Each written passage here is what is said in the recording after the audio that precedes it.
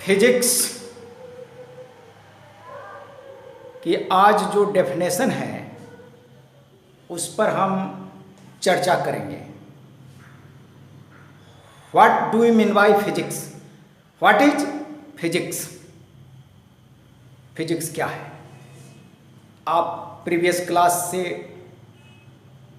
ये शब्द सुनते आ रहे होंगे, कम से कम 9th से तो जरूर सुनते आ रहे होंगे, 9th और 10th क्लास में, कि ये फिजिक्स है, ये केमिस्ट्री है, ये बायोलॉजी है।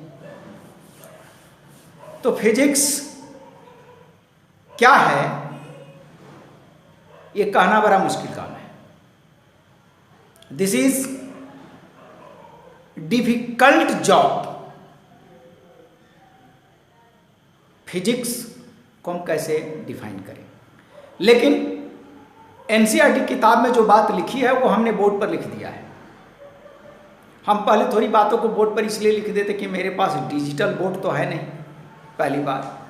और दूसरी सबसे महत्वपूर्ण बात यह है कि हम व्हाइट बोर्ड पर पढ़ाते, डिजिटल बोर्ड है नहीं, नॉर्मल बोर्ड है, इसलिए मैं पहले लिख देता हूँ और जब पढ़ाते वक्त लिखता हूँ तो थोड़ा टाइम लग जाता है। चलिए आइए हम चर्चा करते हैं कि फिजिक्स क्या है। यहाँ है what is physics. Physics is a basic discipline. Basic, ध्यान देना है, बेसिक के बदले इंस्टीड ऑफ बेसिक आप फंडामेंटल भी यूज कर सकते हैं। तो basic discipline of natural science. अब आप कहेंगे नेचुरल साइंस होता क्या है? तो नेचुरल साइंस आपका फिजिक्स है, केमिस्ट्री और बायो है, जो नेचर से बना है, नेचुरल साइंस। तो क्या आर्टिफिशियल साइंस क्या है? बड़ा कंट्राडिक्शन है। आर्टिफिशियल साइंस भी तो होनी चाहिए। तो आप कहेंगे कि लैब में मैंने एटम बम तैयार किया, लैब में हमने कोरोना वायरस से लड़ने के लिए वैक्सीन तैयार किया। तो लैब में जो बात बनती है, फैक्ट्री में जो बात बनती है, फैक्ट्री में जिस चीज का क्रिएशन किया जाता है उसको आप क्या बोलते हैं? Artificial object. तो क्या आप फिजिक्स में एटम बम के बारे में पढ़ते हैं? आगे पढ़िएगा, न्यूक्लियस पढ़िएगा, एटम बम पढ़िएगा, ठीक। तो क्या लैब में जो बात आप बनाए हैं वो आर्टिफिशियल साइंस है? तो समझ में नहीं आता। फिजिक्स को आप कहते हैं नेचुरल साइंस, और फिजिक्स में ही आप सारी बात को देखते हैं। ट्रांजिस्टर पढ़ते हैं, ट्रांसफार्मर पढ़ते हैं, ये कहाँ बनता है? तो फैक्ट्री में। लेकिन हाँ, फैक्ट्री में बनता तो जरूर है, लेकिन वो सारे के सारे फेनोमेना नेचर से आता है। हम नेचर के चीज को खोजते हैं। इलेक्ट्रोमैग्नेटिक इंडक्शन आप 10th क्लास में पढ़े होंगे, फैराडे ने खोज किया। नेचुरल जो फेनोमेना है उसी को हम खोज रहे हैं, चाहे सराउंडिंग में खोजे या लैब में खोजे। तो नेचुरल फेनोमेना पर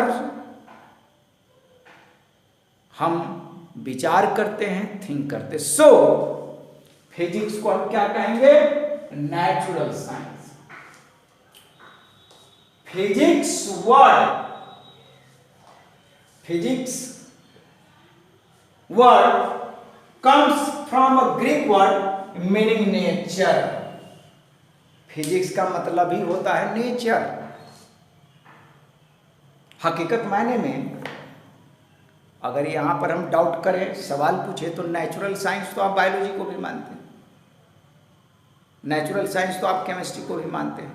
तो क्या आप उस फिजिक्स के बदले नेचर लिखेंगे तो केमिस्ट्री के बदले क्या लिखेंगे? बायो के बदले क्या लिखेंगे?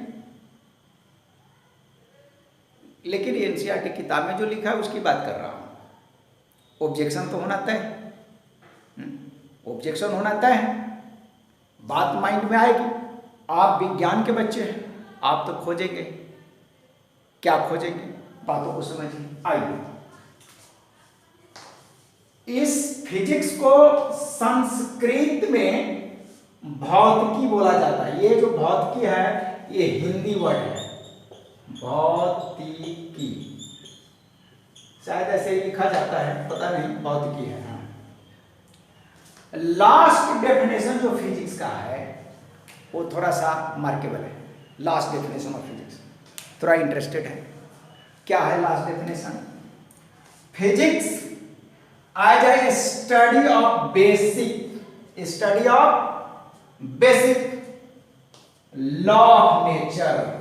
ध्यान देना है भाई, लॉ ऑफ नेचर। भाई नेचर का क्या लॉ हो सकता है?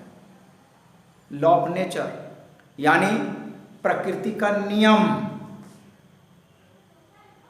प्रकृति के जो नियम है, लॉ ऑफ जो नेचर है उसकी हम स्टडी करते हैं। उस ब्रांच ऑफ साइंस को हम क्या बोलेंगे? फिजिक्स कहेंगे। चलिए भाई, नेचुरल फिनोमेना को आप स्टडी करते हैं। अब नेचुरल फिनोमेना क्या हो सकता है? ट्विंकलिंग ऑफ स्टार है, रेनबो है, there are so many number of natural phenomena आपके सराउंडिंग है। अभी तक नेचर में कितनी बातें हैं कहना मुश्किल है।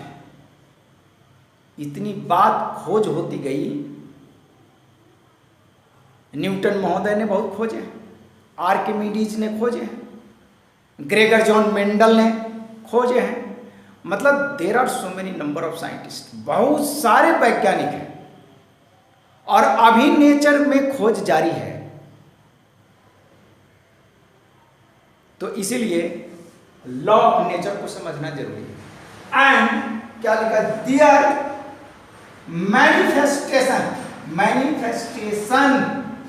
इन डिफरेंट नेचुरल फिनोमेना,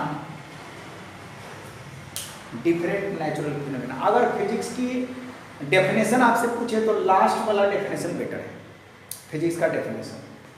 अब फिजिक्स के इस डेफिनेशन को आप नोट कीजिए, इसको याद कर लीजिएगा। अब हम बात आपको बताने जा रहे हैं two principal thrust in physics. भाई वो वाली थ्रस्ट नहीं जो आप 9th क्लास के फिजिक्स में पढ़ करके आए हैं। थ्रस्ट पढ़े होंगे। थ्रस्ट क्या? फोर्स अपॉन एरिया, और प्रेशर भी होता है फोर्स अपॉन एरिया। लेकिन थ्रस्ट और प्रेशर दोनों में डिफरेंस है, राइट? और क्या है मैं वो बता ही देता हूं। थ्रस्ट में ये जो फोर्स है ये किसी सरफेस पर परपेंडिकुलर लगेगा, यानी this force perpendicular to the surface. ठीक, दिस इज कॉल्ड थ्रस्ट। और प्रेशर का मीनिंग है कि ये जो अप्लाइड फोर्स है ये कोई जरूरी नहीं है कि ये सरफेस पर परपेंडिकुलरली एक्ट करे। May be in this direction, may be in this direction, may be in this direction. तो प्रेशर एंगल से इंडिपेंडेंट है, जबकि थ्रस्ट एंगल पर डिपेंड करता है, ये perpendicular to the surface. But यहां कोई नेसेसरी कंडीशन नहीं है कि ये फोर्स आपका परपेंडिकुलर होगा। परपेंडिकुलर हो भी सकता है और नहीं भी हो सकता है, ये आपका डिफरेंस है। लेकिन जिस थ्रस्ट की बात मैं यहां कर रहा हूं वो थ्रस्ट यहां नहीं है, two principal thrust in physics. Thrust कहने का मतलब, जैसे आप प्रेशर बोलते हैं तो प्रेशर का मतलब कि वो कहे कि वो प्रेशर में बोला, यानी दबाव देकर बोला, यानी जोर से बोला, यानी उस आवाज में दम है, यानी पावरफुल वर्ड है, दम है। ठीक, राइट।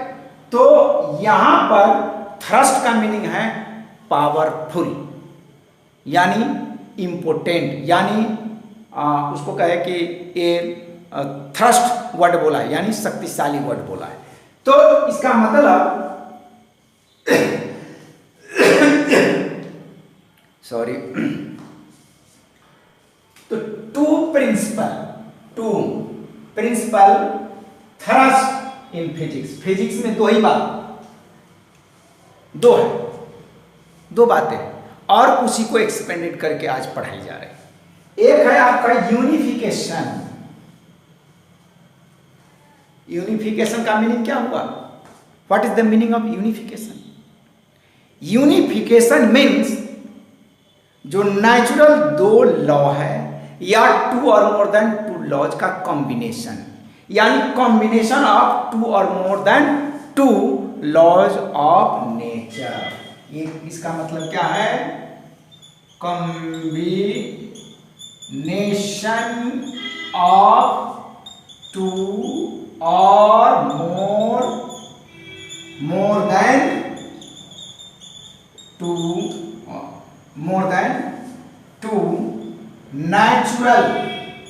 नेचुरल फेनोमेना या नेचुरल इवेंट। यूनिफिकेशन, यूनाइट कर देना दो या दो से अधिक नेचुरल फेनोमेना को यूनाइट करके स्टडी करना, दैट इज क्या कहेंगे? यूनिफिकेशन। इसको लॉ ऑफ यूनिफिकेशन भी लिख सकते हैं। क्या लिखेंगे? Law of unification. हालांकि एनसीईआरटी किताब में सिर्फ यूनिफिकेशन लिखा है, लेकिन आप लॉ ऑफ यूनिफिकेशन किसी प्राइवेट किताब में देखेंगे लिखा हुआ तो कोई घबराने की बात नहीं। आइए इसको एग्जाम्पल से बात कर समझिए, एग्जाम्पल बेटर होगा। 10th क्लास में एक चैप्टर का नाम है क्या? EMI। EMI ज्यादातर लोग बोलते रहते, घबराइएगा नहीं, वो EMI नहीं जिस पर आप मोबाइल परचेज करते हैं, लैपटॉप परचेज करते हैं, वो वाली बात नहीं। ये क्या है? EMI,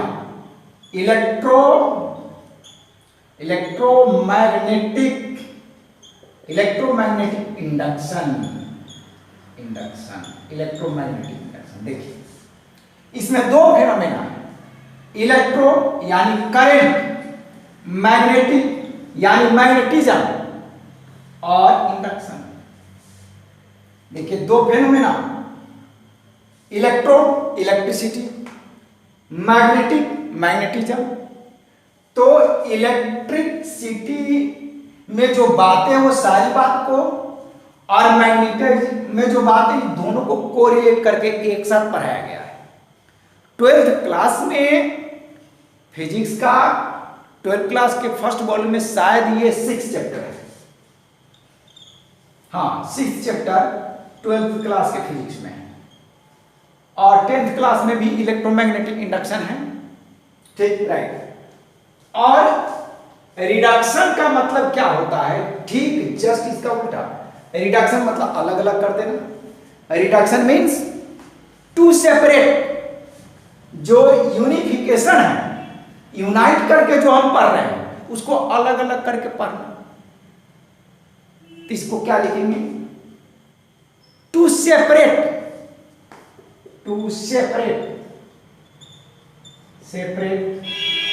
the natural phenomena. जो नेचुरल फेनोमेना एक साथ हो रही है, उसको अलग अलग करके स्टडी करना, ये रिडक्शन है। क्लियर? तो there are two principal thrust in physics, clear? One is unification and other is reduction, या इसको आप लॉज ऑफ यूनिफिकेशन कहिए या लॉज ऑफ रिडक्शन कहिए। तो ये आपके लॉज हैं और साइंस नेचुरल फिनोमेना को बतलाता है। अब इसके आगे हम स्कोप ऑफ फिजिक्स की चर्चा करेंगे।